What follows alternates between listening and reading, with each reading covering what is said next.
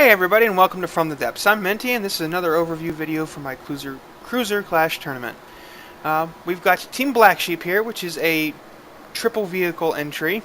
We have the mini sub down here under the water, the patrol boat who goes right up on the surface, and then the kite that flies around, and I imagine kites things, judging by the large missile racks on the back here. But we'll start from bottom to top here, I guess, because why not? Let's do a little backwards. Get this sped up, turn on my UI so I can actually look at things. And alright, so it looks like this thing's got a bunch of missiles on it here on the mini sub.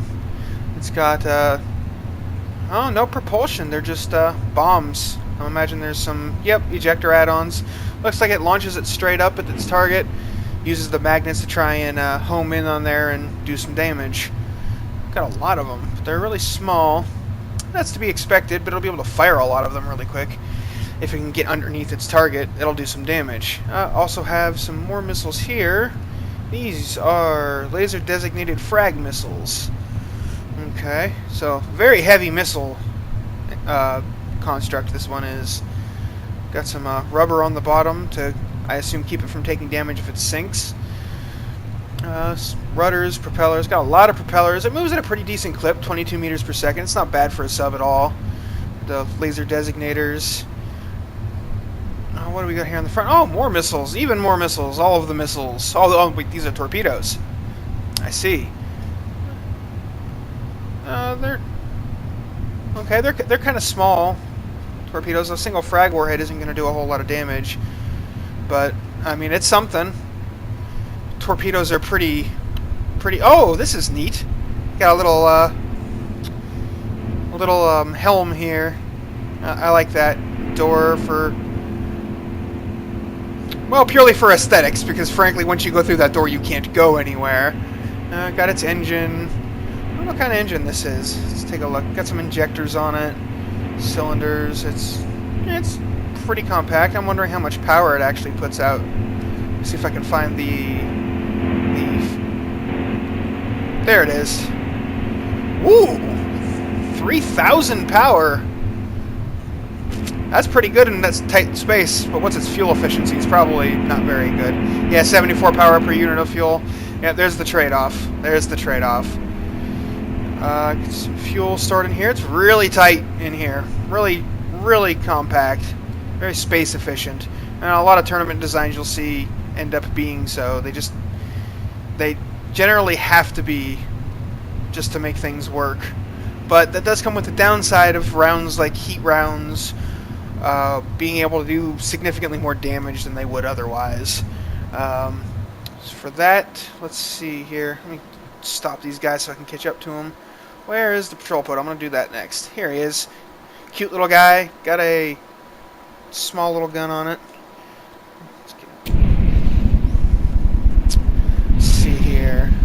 It's a dual-barreled 250mm gun. Wait, this is the kite. How did I get over here? Yeah, I was like, wait a second, 250mm gun on that little thing? What the heck? Oh, it seems the patrol boat has gotten stuck on the spawn stick. Hope that doesn't happen in the actual battle, because that could be a problem. Anyway, so now that I'm on the right gun, this is a 60mm gun with a 2-meter AA mantlet. Oh, no autoloaders. It's input fed. Okay, that's interesting. Middle lock in the local weapon controller inside that armor. I expected that. Got the engine down here.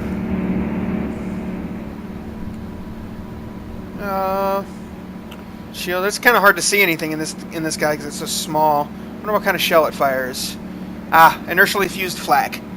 Okay. That'll do some, little bits of chip damage here and there. It actually doesn't seem to be stuck on the thing. It's just its propulsion isn't operating. Well, I hope that, like I said, I hope that doesn't happen in the competition. This thing will be a sitting duck. Yeah, there's really not much to show on this thing. Little guy. The mini sub and the patrol boat are both rather small, not a whole lot to show. The kite, however, The kite looks like the thing that most of the RP got sunk into for this entry. It's that wedge shape that thruster craft like to use. I mean, it's smart. It's good. It keeps your drag even, so you're not having to do crazy things to fight for that. It's got a big old cram cannon on it. Let's see, it's a 2-meter cram.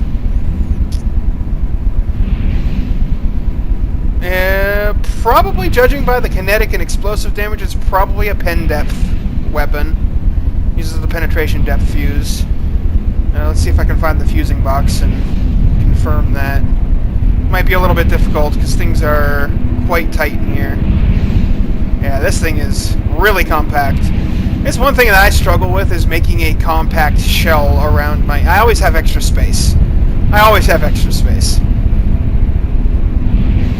It's not necessarily a bad thing, I mean, but it is RP that I could have used somewhere else. But anyway, this isn't about me, this is about the Team Blacksheep. So, oh, missile interceptors, okay, cool. You got 4 of them there, just little missile intercepters. Variable thruster set to 1,000. Okay. With that much fuel, though, I'm not sure how well they're going to do at actually catching and intercepting missiles. Got the thrusters here. Yeah, now this, yeah, it's got looks like it's sort of got a what's it called? The Omega Nightmare style attack. Flies over its enemy and then drops these. Oh, these are bombs. Interesting. There's no propulsion on these whatsoever. It's got APN guidance, fins, frag warheads, and infrared seeker.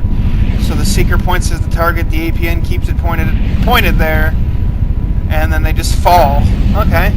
I think they would have done better as missiles, but bombs, they can work. I can see that happening if it overflies a slow target. That could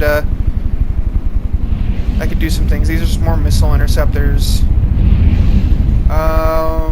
Does it have... Oh, right, the twin-barrel 250mm gun that I saw earlier and was really confused as to why the game jumped to this construct. Let's see, what's it got in here? Ooh, these are the big shell racks. Those look at the 4-meter? Yeah, those are the 4-meter shell racks. 4-meter autoloader. Let's switch to this. Yep, solid ammo clip 4-meter shells, so I was right. I wonder what kind of shells it fires. Let's see if I can find the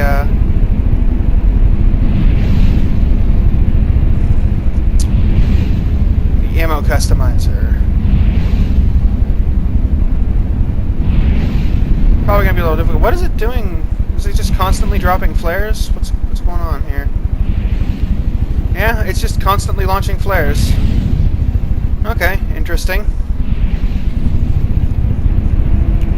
Oh geez, this thing burns through fuel like crazy. 205,000 fuel and it's already down to 80,000. Yep. And I suppose that works, using an inefficient weapon for a tournament like this where it's very short, where the matches are very short. You can go with an inefficiency and instead throw in a bunch of fuel. But fuel is very RP expensive, so I personally don't like doing that. But anyway, having a hard time here. Let's right. I have to get off the turret view. All right, let's try that again. Let's expand this thing and see if I can't find something else in here. This thing is fast, doing 100 meters per second. Ah, it's using custom jet engines. That explains the speed and the fuel drain. Let's see if I can't find that ammo customizer. Ah, here it is. That's a big shell. Big ol' shell. 440 meters per second. Oh, wait, this is the wrong... Duh. 250, 501 meters per second.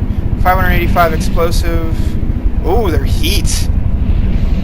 Ooh. Yeah, heat shells. I'm rather fond of those myself. And this is a big ol' heat shell, too. Rate of fire isn't going to be very great, but with enough autoloaders, you can make these things shoot pretty fast. And with heat, you don't necessarily need a great rate of fire. You just need to get those particles that act as the streams of copper into the hull. It'll mess some stuff up. So yeah, this thing has a lot of shielding on it. A lot of shields. I bet you some of them are reflect, some of them are deflect. There's reflect. Let's see, or did? Yep. Here's some disruption shields. Yep. So it's got some low power disruptions and some high power deflects. Very well shielded. And I did see some smoke in there earlier, so lasers aren't going to be very well. With how fast this thing is and how tight it's turning, smoke might have a bit of problem clinging to it and keeping it protected. But hey, there's only one way to find out, and that's on the battlefield. So let's well, they've kind of all separated out now. I'm gonna destroy them all, resummon it back in, and then put it up against the Kingstead like I did the Puddle Strider.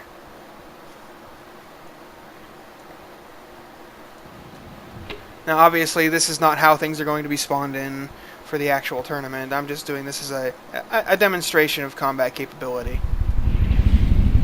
So let's see. Kingstead's over there. Wow, it spawned it way up in the air. That's kind of funny.